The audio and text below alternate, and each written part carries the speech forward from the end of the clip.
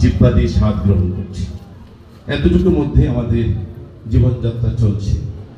কিন্তু আমরা কি আদৌ সেই গুরু ভক্তি সত্যিকারভাবে পালন করছি? গুরুকে আমরা 6 মাস পরে ফোন দিয়ে আমরা জিজ্ঞেস করি, কিংবা কোনো 1 বছর 2 বছরও যায় আমরা গুরুর খবর নিই। গুরু তো আমাদের কাছে তার সমস্ত জীবনটুকু দিয়ে দিয়েছে, আমাদের সন্তান হয়ে গেছেন, আমাদেরকে সন্তান করে নিয়েছে। ওনার তো আর কিছু চাওয়ার নেই, আমাদের পাপ তাপ সবকিছু নিয়ে গেছে। গুরু পূর্ণিমার মাহাত্ম্য কি? সব গুরুদেব, সদ্গুরুদেব সবাইকে আমরা আপন করে স্মরণ করি এবং তাদের প্রতি আমরা ভক্তি নত করি।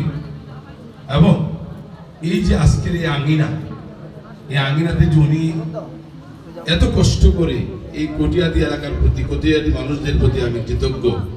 বিশেষ করে আমার শ্রদ্ধাভর মিতা স্বপন সাহা, উনি অত্যন্ত পারিশ্রমিক এবং দানশীল ব্যক্তি, আমি জানি। উনি ওনার পাশে থেকে এবং কটিয়াদির লোকজন ভক্তবৃন্দ ওনার পাশে থেকে এই যে জায়গাটুকু ক্রয় করেছেন, এই যে বাউন্ডারিটুকু দিয়েছেন, আমি শুনেছি এইটুকু স্থাপনা 15 দিনের মধ্যে হয়েছে। এই কষ্টটুকু যে উনি করেছেন ওনারা, আমরা আসলাম দেখছি, আমাদের কর্তব্য কি?